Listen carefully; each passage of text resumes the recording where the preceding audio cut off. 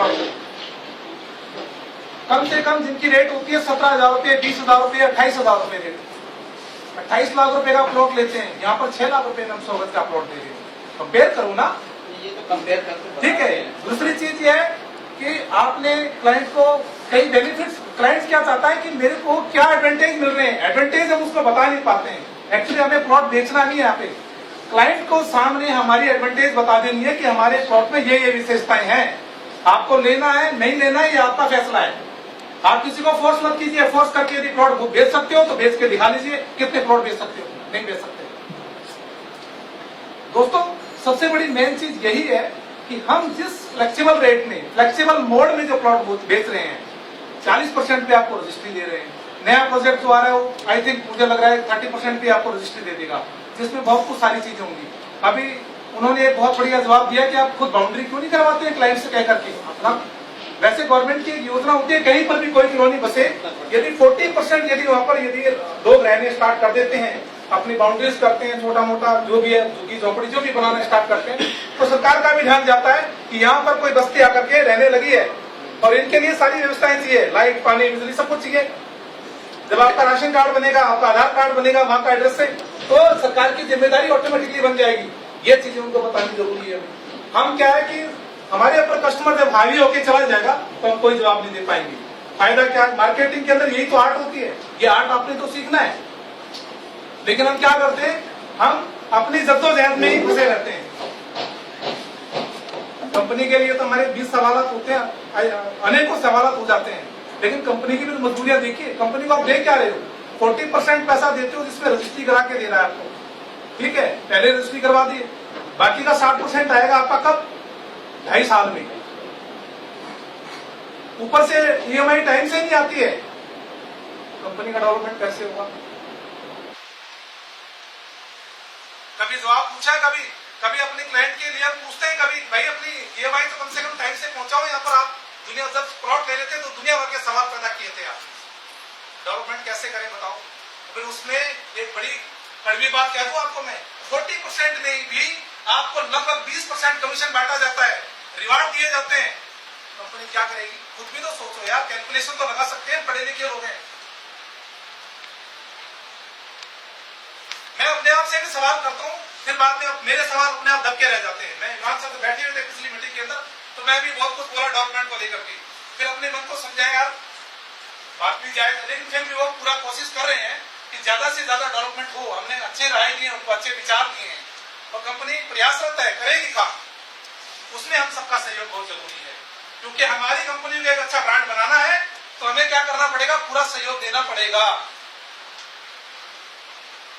बिना सहयोग के काम नहीं होगा, कंपनी इंडिविजुअली कुछ नहीं कर पाएगी। कंपनी क्या है, कंपनी आप हो, इमरान सर कंपनी नहीं है, कंपनी आप लोग हो, आप चला रहे हो कंपनी को। क्या इमरान जी अकेले बेच लेंगे प्लॉट? यदि वो अकेले प्लॉट बेच सकते थे तो अब तक तुम्हारे हम सब लोगों की जरूरत कहां थी, जरूरत थी। दूसरी बात यह है, हमारे जो एसोसिएट है, बात देखो डेवलपमेंट की बात को सवाल अपने आप में सोचना, मनन करना। मैं तो कहता हूं सवाल करने से पहले यदि हम 10 मिनट उस सवाल पे मनन कर ले तो हो सकता है 70% जवाब अपने आप से अंदर से कॉल आएगी कि हाँ 70% इसका जवाब मुझे मिल चुका है, लेकिन हम ऐसा करते नहीं है। Am I right? Yes. Next, अभी बजाज साहब ने एक सवाल पैदा किया कि वहां पर लोनेबल होता है कि नहीं होता है। देखो कोई भी बैंक होता है ना, वो लगभग 60% के लगभग वहां पर डेवलपमेंट देखता है। बैंक लोन देगा, अवश्य देगा, लेकिन थोड़ा सा आपको इंतजार करना पड़ेगा। इंतजार तो करना होगा, लोन मिलेगा। क्या दिल्ली में जब बसें जा रही थी, न्यू दिल्ली, दिल्ली के कई दायरे बने ना, पहले old Delhi, new Delhi, outer Delhi, NCR बना, तो क्या सबसे पहले बैंक ने लोन देना स्टार्ट कर दिया था? यहाँ पर नहीं, जब डेवलपमेंट हुआ, प्राइम लोकेशन में कन्वर्ट हुआ, तब देना स्टार्ट किया। गलत तो नहीं कह रहा हूं मैं? सही बात, राइट।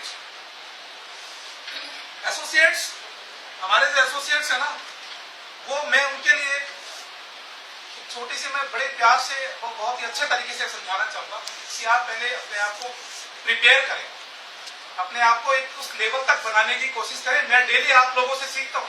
आज जितने भी सवाल आपने किए ना, उनको मैंने अपने इस कागज में नोट किया है। हो सकता है कि किसी क्लाइंट ने मेरे से सवाल ये ना किया हो, ये भी तो हो सकता है। तो मैंने आप लोगों से सीखा भी है आज आपकी भी जिम्मेदारी बनती है कि आप अपने अपलाइन से सीखें। कई बार ऐसा भी नहीं है कि आपका एसोसिएट, आपका कस्टमर भी आपको बहुत कुछ सिखा के जाता है, तो उसको क्या करना है, अडॉप्ट करना है। लेकिन क्या करते हैं हम, हमारे सीनियर को, हमारा जो भी बंदा हमें यहाँ पर लेके आता है, जो आपको सिखा रहा होता है, उसको हम बाउंस करते हैं। अरे इससे ज्यादा तो मुझे आता है। यूनिटी नहीं है। यदि मैं एसोसिएट कमजोर हूं, मुझे बोलना नहीं आता है, तो मैं किसी अपने साथी को साथ में लूं और वहां तक पहुंचूं, कस्टमर तक, और उसको पूरी जानकारी दूं। प्लॉट लेना ना लेना बड़ी बात हमारे लिए कोई बड़ा मायने नहीं रखता है। हमने यदि उसको सही ढंग से समझा दिया तो प्लॉट अपने आप दे देगा। प्लॉट को देखना नहीं होता है, समझना होता है, और प्लॉट को बेचना नहीं होता है, समझाना होता है। वो चीजें यदि हम सीख पाएंगे, कर पाएंगे, तो मैं निश्चित रूप से कहता हूं कि डेवलपमेंट भी हमारा अच्छा होगा, हमारा रेशियो बढ़ेगा। तो सारी चीजें जैसे जैसे हमारे पास में इनकमिंग ज्यादा आएगी, तो डेवलपमेंट के ऊपर भी हम कह देंगे 10% या 20% जितना पैसा आता है टोटल टर्न हो, तो वो हम क्या करेंगे, उसमें डेवलपमेंट में खर्च करवाएंगे। ये लोग फिर तब कहने में मजा भी आएगा। अभी मैं रियली बता देता हूं कि उन्होंने अपना दर्द बताया था इमरान जी ने, कि अभी भी कम से कम दुनिया भर का पैसा ऐसा है जो ब्लॉक हुआ पड़ा है, स्टक हुआ पड़ा है, आ ही नहीं रहा है ईएमआई के थ्रू। कई लोग तो ऐसे वहां से होते हैं जो 10,000 रुपए का टोकन देते हैं और उसके बाद में उनके फोन आते हैं, सर जी मैं 1 महीने बाद में पेमेंट दूंगा मैं। लेकिन हमारी मजबूरी होती है कि हमें सेल निकालनी है हमारे एसोसिएट की भी सुननी पड़ती है। यहाँ पर जो लोग काम कर रहे हैं, जो आपके सीनियर्स बैठे होते हैं ना, बड़ी मेहनत करते हैं आपके लिए। इसलिए क्या है, थोड़ा अपने आप को भी थोड़ा सा स्टेबल बनाना होगा, आपने सीखना होगा। मैं भी बहुत सीखता हूं। मैं अपने आप को कभी भी ये नहीं सोचता कि मैं परिपूर्ण हो चुका हूं, नहीं हूं मैं अभी भी।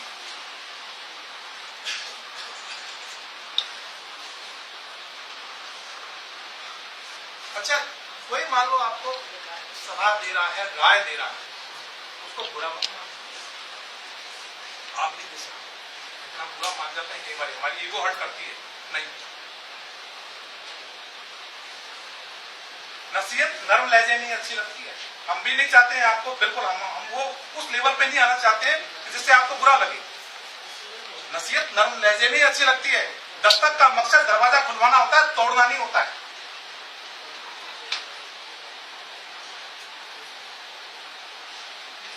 दोस्तों, अपने आप को प्रिपेयर करना है, हमें बहुत अच्छे से प्रिपेयर करना है। कई लोग तो ऐसे हैं जिनको हमें अभी तक कुछ चीजों का पता नहीं होता है कि हमें किस तरीके से हमारी ये जो हम एसोसिएट्स बनाते हैं, फिर नीचे ट्री बनाते हैं। ट्री भी एक आर्ट है। और फिर कहते हैं एसोसिएट्स मैंने इतनी मेहनत कर ली है, लेकिन अभी तक मैं किसी पोस्ट को अचीव नहीं कर पाया। उससे पहले अपने आप से सवाल करें कि क्या मैंने ये ट्री को समझा है, अपने सीनियर से कभी बैठा, क्या कोऑर्डिनेशन किया है? नहीं करते। बस 90% लोगों के फिर सवाल आते हैं ये, और फिर बाद में दोस्त किसके ऊपर जाता है, फिर ऊपर जाकर के शिकायत की जाती है कि तो मैंने इतनी मेहनत करी लेकिन मुझे अभी तक कोई पोस्ट अचीव नहीं हुआ। लेकिन उनको अभी तक भी प्लान किया होता ही नहीं। तो ये गलती किसकी है? खुद की है। आपके जितने भी क्लाइंट आते हैं, आपके जितने भी एसोसिएट्स आते हैं, आपके साथ में जो को एसोसिएट बनते हैं, उनके सामने आपका सीनियर हमेशा प्लान देता है, लेकिन हमारा ध्यान कहीं और होता है।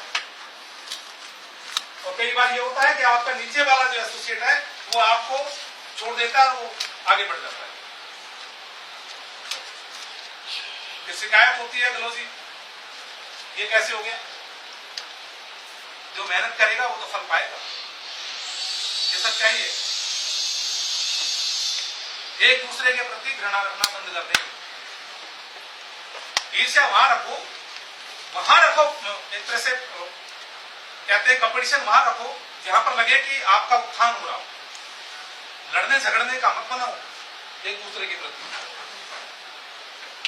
Mind is not dustbin to keep in hatred, jealousy, angriness. Mind is a treasure box to keep in love and happiness.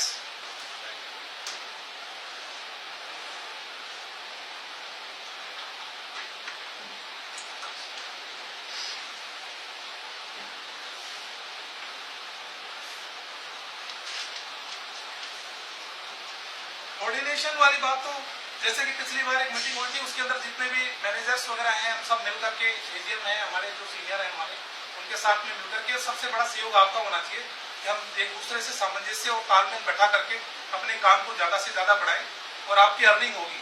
देखो ये सवाल जो हम करते हैं ना, ये जब सवाल सारे जब खत्म हो जाएंगे, जब हमारी जेब में रुपया आने लग जाएगा। अभी हमारे अंदर क्या है, थोड़ी सी फ्रस्ट्रेशन है, क्योंकि कई लोग तो ऐसे हैं जिनको साल भर हो गया जुड़े हुए, लेकिन अभी तक उन्होंने 50,000 या लाख रुपए भी नहीं कमाया है।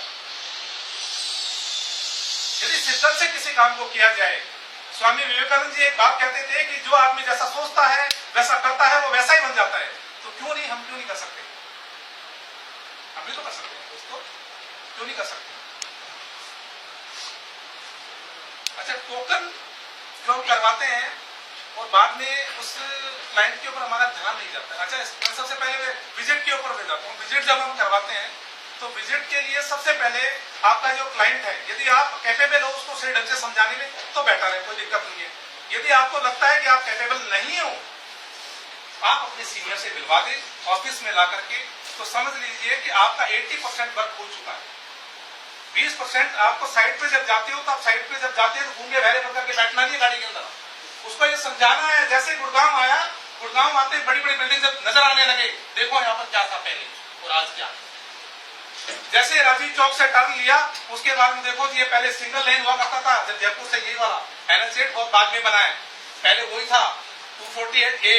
अलवर होते हुए दिल्ली यहाँ आया करते थे, क्योंकि मुझे बचपन में याद है जब मैं दिल्ली आता था तो बाई रोड आता था, तो इसी तरीके से आते थे हमारे पापा के साथ। ये बहुत बाद में बना है, तो उनको बताइए देखिए कितना डेवलपमेंट हो गया है।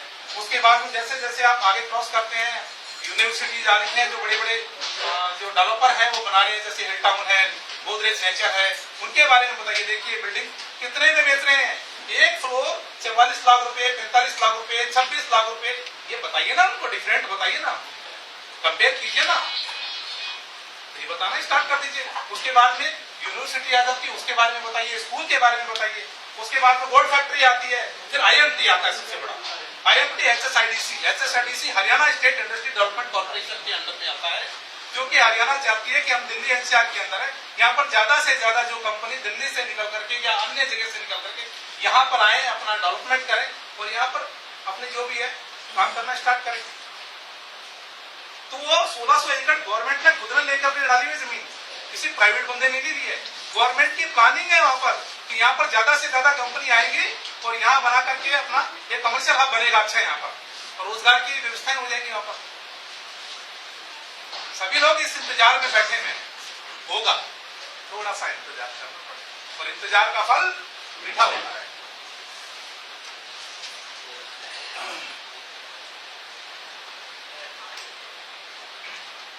बाकी देखो बातें बहुत सारी हैं। अभी एक नया रिवार्ड अभी समय से ही करेंगे, उसके बारे में तो मैं अभी पहले घोषणा कर ही नहीं सकता हूँ, तो मुझे खुद ही पता नहीं है अभी तक क्या होने वाला है क्या नहीं होने वाला। लेकिन आप सभी दोस्तों से गुजारिश करना चाहूंगा कि जो रिवार्ड को लेकर के ना आप अभी से सेंसिटिव हो जाइए।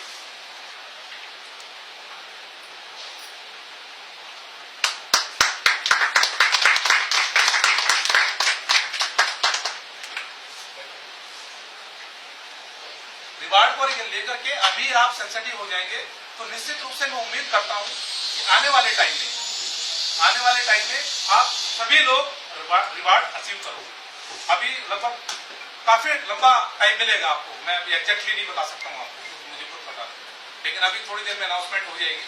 तो रिवार्ड को लेकर के दो चीजें होती है। रिवार्ड, जब आप रिवार्ड की तरफ बिल्कुल निशाना बना करके चलोगे ना, आपका पोस्ट ऑटोमेटिकली अचीव हो जाएगी, आपकी सेल बढ़ने लगेगी, आपकी जेब में रुपया आने लगेगा, और साथ में जो आपको रिवार्ड मिलने वाला है वो उसकी कीमत मत देखो आप। कीमत, सबसे बड़ी कीमत क्या होती है कि वहां पर बहुत सारे लोग बैठे होंगे, उसके ऊपर आपको बुलाया जाएगा, सर सम्मान आपको वो चीज वितरण जब की जाएगी तो कितना अच्छा लगेगा। वो है सबसे बड़ा सम्मान। अब पैसा कमाते हैं सिर्फ पेट भरने के लिए नहीं कमाते हैं, एक अपने फेम के लिए भी, प्रसिद्धि के लिए भी, मान और सम्मान के लिए भी। तो दोस्तों आज मैं इतना ही कहूंगा। Thank you very much.